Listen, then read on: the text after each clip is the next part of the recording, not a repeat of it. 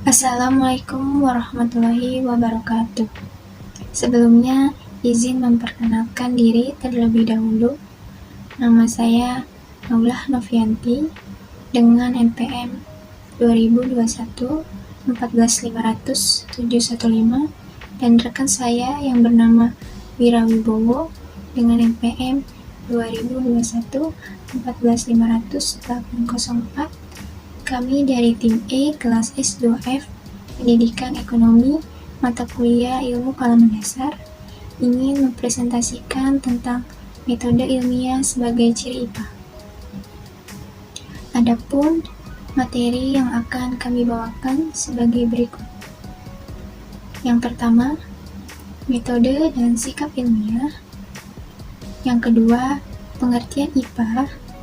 Yang ketiga, relativitas IPA. Lalu yang keempat, IPA bersifat dinamis. Untuk materi yang pertama, metode dan sikap ilmiah.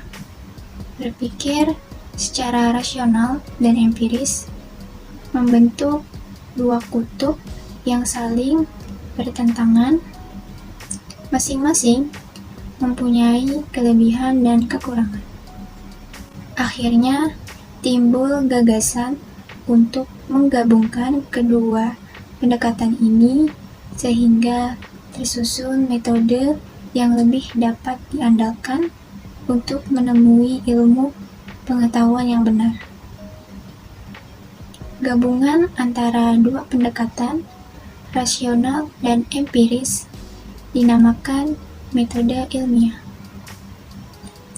Rasionalisme memberikan kerangka pemikiran yang koheren dan logis, sedangkan empirisme dapat memastikan kebenarannya, memberi kerangka pengujiannya.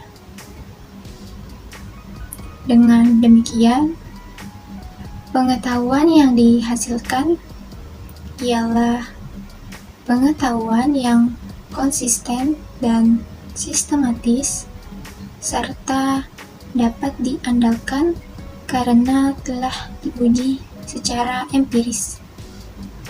Cara berpikir rasional dan empiris tersebut tercermin dalam langkah-langkah yang terdapat dalam proses kegiatan ilmiah tersebut. Kerangka dasar prosedurnya dapat diuraikan atas langkah-langkah berikut ini. Yang pertama, penemuan atau penentuan masalah. Dalam kehidupan sehari-hari, kita menghadapi berbagai masalah. Kesadaran mengenai masalah yang kita temukan secara empiris tersebut menyebabkan kita mulai memikirkannya secara rasional. Yang kedua, perumusan kerangka masalah. Langkah ini merupakan usaha untuk mendeskripsikan permasalahan yang secara lebih jelas. Yang ketiga, pengajuan hipotesis. Hipotesis adalah kerangka pemikiran sementara yang menjelaskan hubungan antara unsur-unsur yang membentuk suatu kerangka permasalahan. Yang keempat, deduksi hipotesis. Disebut langkah perantara yang menjembatani permasalahan rasional, identifikasi fakta-fakta yang nyata dalam hubungannya dengan hipotesis yang diajukan. Lalu, yang kelima, pengujian hipotesis.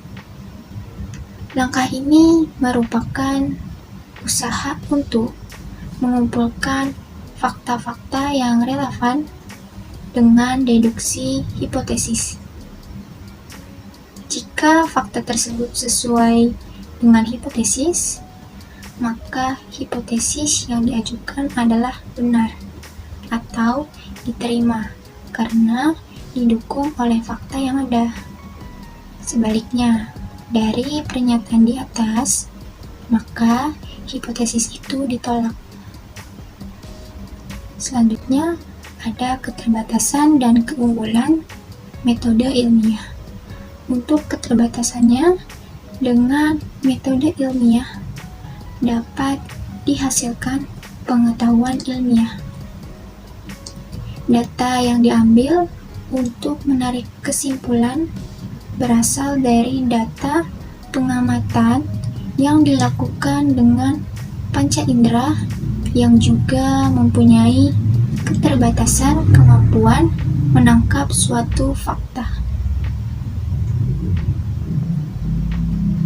Semua kesimpulan ilmiah atau kebenaran ilmu, termasuk ilmu pengetahuan alam, bersifat tentatif, yang artinya kesimpulan itu dianggap benar selama belum ada kebenaran ilmu yang dapat menolak kesimpulan itu. Sedangkan kesimpulan ilmiah yang dapat menolak kesimpulan ilmiah yang terdahulu menjadi kebenaran ilmu yang baru. Keterbatasan lain dari metode ilmiah adalah tidak dapat menjangkau untuk membuat kesimpulan yang bersangkutan dengan baik dan buruk atau sistem nilai tentang seni dan keindahan, dan juga tidak dapat menjangkau untuk menguji adanya Tuhan. Selanjutnya ada keunggulan dari metode ilmiah. Ilmu atau ilmu pengetahuan alam mempunyai ciri khas, yaitu objektif, metodik, sistematik, universal, analitik, dan verifikatif. Dengan sifat-sifat tersebut, maka orang yang berkecimpung atau selalu berhubungan dengan ilmu pengetahuan akan terbimbing sedemikian rupa hingga padanya terkembangkan suatu sikap ilmiah. Adapun ciri-ciri khas ilmu yang sudah dipaparkan sebelumnya, yang pertama ada objektif, bebas dari prasangka perseorangan dan kesukaan pribadi. Lalu ada metodik, harus mencapai keseluruhan yang secara logis koheren. Adanya sistem dalam penelitian atau metode. Lalu ada sistematik, berbagai keterangan dan data tersusun sebagai kumpulan pengetahuan itu mempunyai hubungan dan ketergantungan. Lalu ada universal, berlaku kepada semua orang atau semua orang di dunia. Selanjutnya ada analitik, membeda-bedakan pokok soalnya ke dalam bagian-bagian yang terperinci untuk memahami berbagai sifat, hubungan, dan peranan masing-masing. Lalu ada verifikatif, dapat diperiksa kebenarannya oleh siapapun. Baik, untuk materi selanjutnya akan dibawakan oleh rekan saya, Wira. Di sini saya akan melanjutkan poin berikutnya, yaitu sikap ilmiah. Sikap ilmiah yaitu mencintai kebenaran yang objektif dan adil, menyadari bahwa kebenaran ilmu tidak absolut, tidak percaya pada tahayul, astrologi maupun untung-untungan, ingin tahu lebih banyak, tidak berpikir secara prasangka, tidak percaya kebenaran tanpa bukti, optimis, teliti, dan berani menyatakan kesimpulan yang menurut keyakinan adalah benar. Poin berikutnya yaitu pengertian IPA adalah ilmu teoritis yang berdasarkan pengamatan-percobaan terhadap gejala alam. Teori tidak dapat berdiri sendiri. Teori selalu didasarkan atas suatu hasil pengamatan. Maxwell tidak akan menyusun teori gelombang elektromagnetik kalau seandainya Faraday tidak berhasil dalam percobaan-percobaan mengenai induksi elektromagnetik. Perintis IPA modern yaitu Galileo Galilei pada tahun 1564 sampai 1642, Isaac Newton pada tahun 1642 sampai 1727, dan Robert Boyle pada tahun 1626 sampai 1691.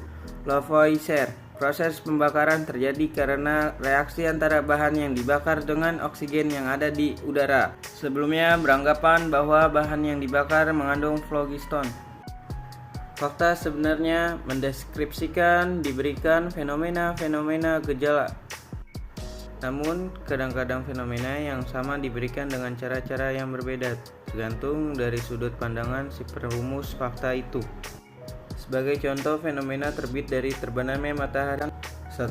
Matahari terbit dari terbenamnya matahari di sebelah timur, lalu tenggelamnya di sebelah barat. Bumi berputar ke arah timur, maka matahari seolah-olah bergerak ke barat. Relativitas ini timbul terutama apabila si pengamat sedikit banyak terlibat dalam fenomena itu, atau kalau si pengamat hanya dapat mengamati sebagai saja dari fenomena itu. Contoh lain, pengamat yang berada di dalam kereta atau bis yang sedang berjalan cepat akan melihat tiang-tiang listrik ataupun pohon-pohon seolah-olah bergerak ke arah yang berlawanan. Poin berikutnya yaitu IPA bersifat dinamis. IPA berawal dari pengamatan dan pencatatan gejala alam maupun percobaan. Dari teori yang ada, eksperimen kembali sebagai data pendukung. Teori lama jika tidak sesuai atau cocok, perlu disusun teori baru. Pengetahuan selalu bertumpu atas dasar sebelumnya dalam kerangka yang bersifat kumulatif, konsisten, dan sistematis. IPA berkembang secara dinamis. Proses IPA dinamis karena menggunakan metode ilmiah, teori eksperimen saling berkomentar. Teori optik digunakan untuk membuat alat-alat teori. Poin yang terakhir yaitu IPA bersifat dinamis. IPA modern. Teori mendahului eksperimen. Einstein 1905. Hubungan kesetaraan antara massa energi disusun dulu, baru kemudian diciptakan eksperimen sehingga ditemukan tenaga nuklir. Hasil IPA netral. Pemanfaatan yang tidak terarah berbahaya akan tetapi tidak bebas. Nilai kemanusiaan yang luhur menuntut pemanfaatan yang berkembang. IPA ke arah yang lebih benar. Sekian presentasi dari kami berdua. Kurang lebihnya mohon maaf. Wassalamualaikum warahmatullahi wabarakatuh.